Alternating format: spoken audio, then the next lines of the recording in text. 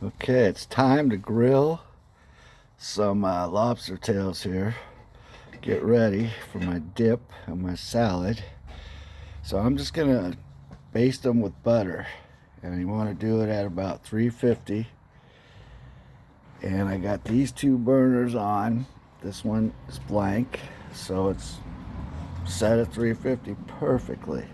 One thing I forgot to mention was after you split them down the middle and you're done cutting them and the legs off, you got to give them a rinse, and that'll devein them, clean them right up.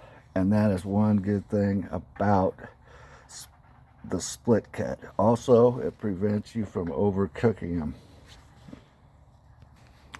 Okay, the tails are all down. We want to cook them a bit at like 8 to 10 minutes at 350 degrees. About 5 minutes into this, I'll do some basting. Like I said, I just want butter on this. If I was just going to eat them with a steak, I'd put onion and garlic. I would infuse it in the butter. But I have plenty of ingredients in the other recipes that I'll be making later today. Now we need to talk about a misconception about crab and lobster and freshness.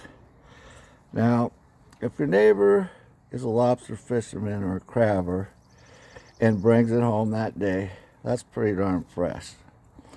Or if I'm out in Puerto Rico snorkeling and I capture one and bring it to the beach, and start cooking it right away, that's pretty darn fresh. So what these people think is that they can go to a restaurant and they're getting fresh lobster and it's in a tank.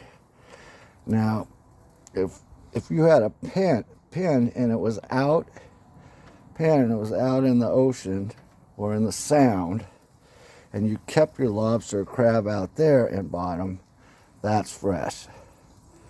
Also, a tank is not where it's at.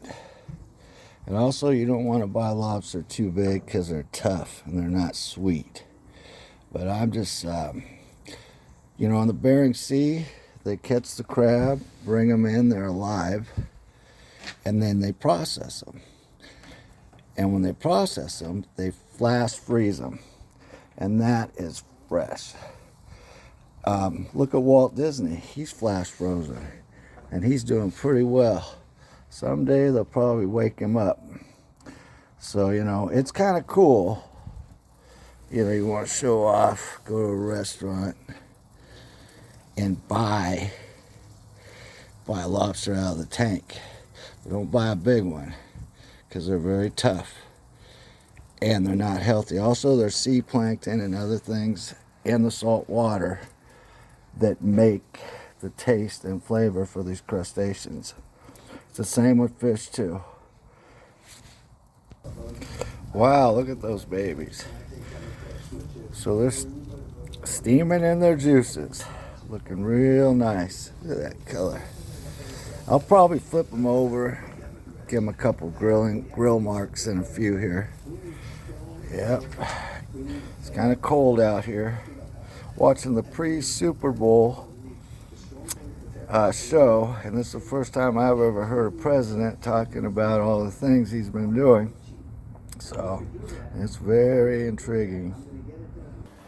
The split backs look about ready now. I'm going to flip them back and check them out. Yeah, that looks perfect.